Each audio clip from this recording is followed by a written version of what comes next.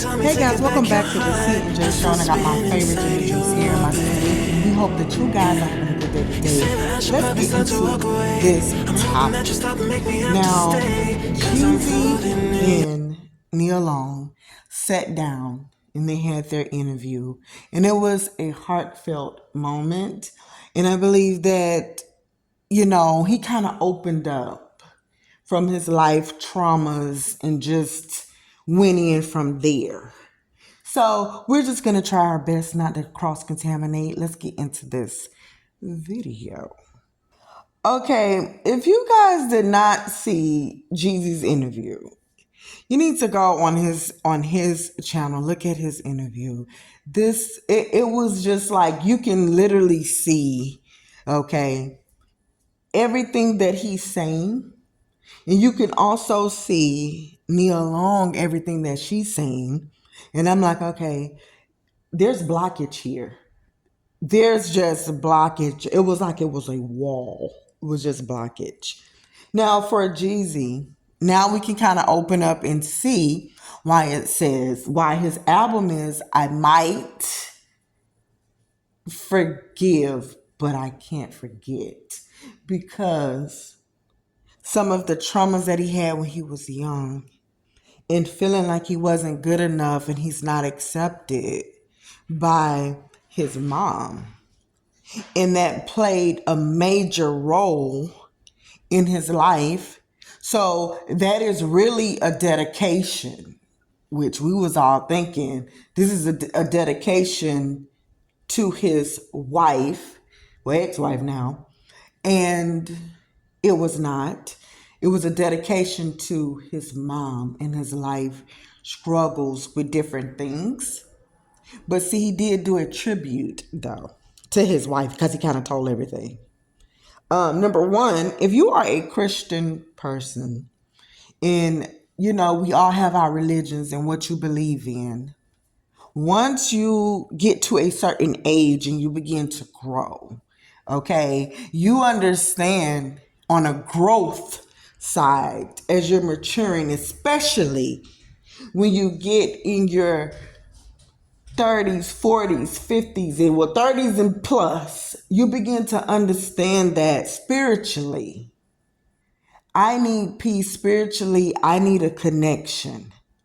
And when I walk in my household, I need to be rooted in whatever it is because we have this universe. We have so many things to deal with. And we have these mental breakdowns, this nervousness. And he spoke, about that. Just so much of trauma.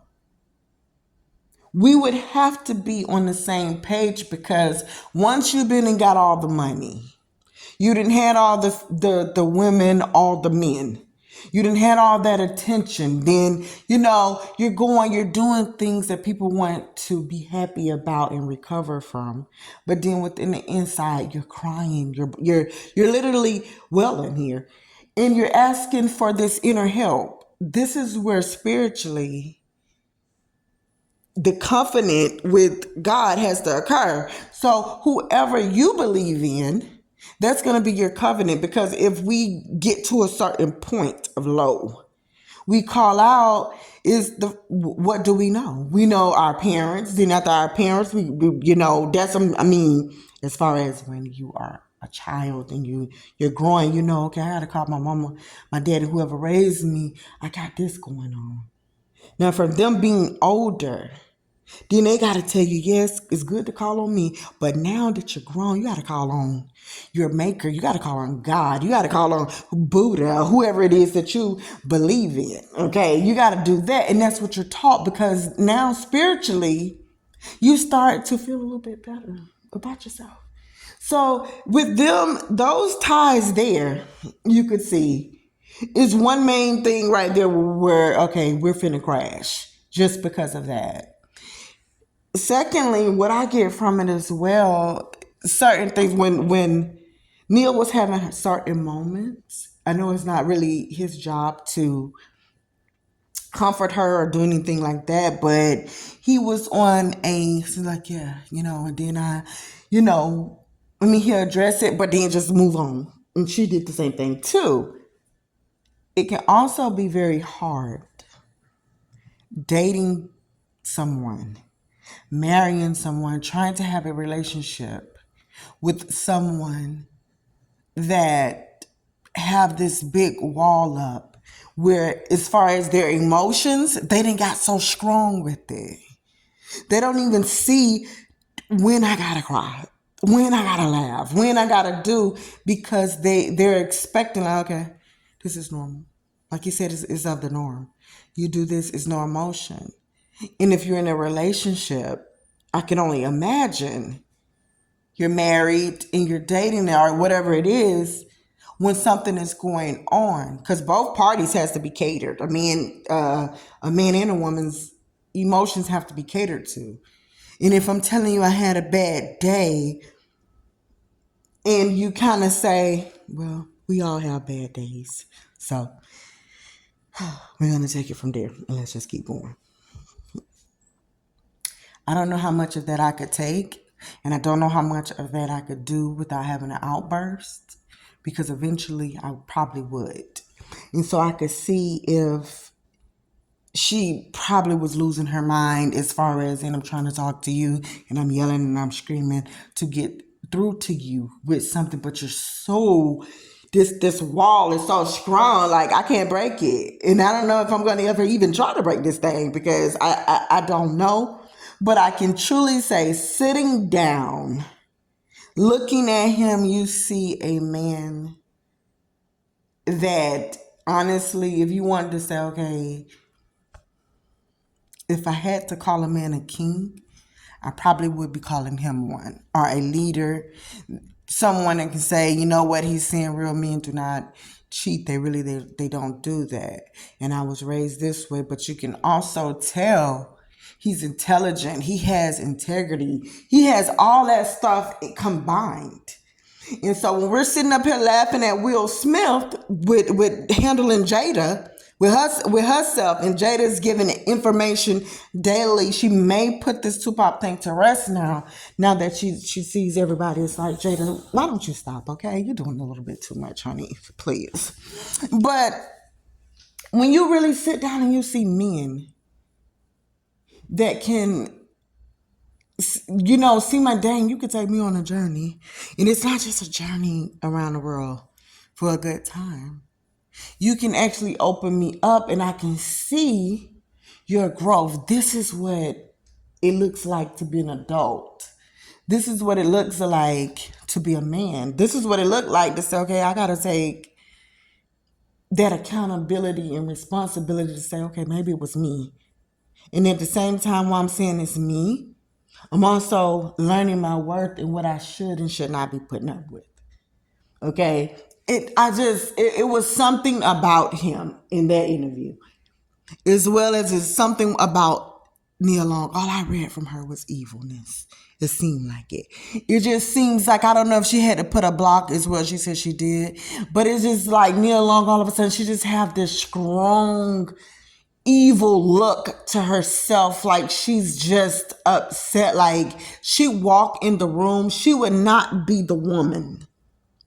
She would not be the woman that I want to say, okay, darn it. They called me in for an interview and she gotta be, she's the one that has to make a decision whether I'm hired or not, because it may be a no. She gives that, I'm not playing with you. I'm not in the mood. I don't got time. Don't come to me. I don't feel like this crap. Know what you're saying. Watch your mouth. This is a no tolerance zone. Ain't got no time for that. When I tell you to come here, that means come here. And it means come here now. Okay? Got it? Is you see some superpower, like dominance about her. I don't know. I was a little, for some reason I was a little frightened, because both of them, if you guys pay attention, if they said something heartfelt, nobody was like, in a way, doing how other interviewers, oh, I can see it really did hurt. Oh my God, I'm feeling this too.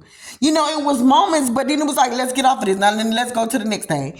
And I don't know, But I can imagine how men feel like if they even want to try with Nia Long. Like she just seems so strong and so mean. Like it's like it's in her face, but it could just be a guard because sometimes things happen and we start putting these walls up, honey. But I wanted to say this and end it here. You know, if a marriage is going to work, it's going to work because it's the process part. It's the part that is getting rocky. We got to see what we could do about this thing. So that being said, what I personally feel is if there was a chance, Jenny, if there was a chance, you can probably have a genie in a bottle. I think that it's an absolutely no. Anytime you're going through something and someone is able to wish you well, or they look like they are having a relief and they look like they're glowing, they look like okay, they're doing good, it's gonna be a no for you. Like they are really over and done. Neil don't have anybody. I seen a little flirt and chemistry in there, but we don't know. We just gotta hope and pray, you know. If it's meant, I guess it's gonna be. Who knows, you know? I mean, he said he tried everything. It just doesn't work, and sometimes we just gotta let it go because it just doesn't work. So then that way you can have that sense of happiness. Because I know that from the interview I was saying, Neil Long, it seems like she's gonna try. I could be wrong. Look like they're gonna just try. But okay, guys, we're out. Let us know what you think about this and this whole situation. It's just life happens, guys, and we have to just understand it doesn't make you be a bad person if you yell, if you scream, if you don't know what you're doing.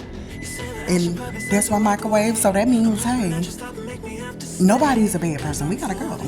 Let us know what you guys think. We're out.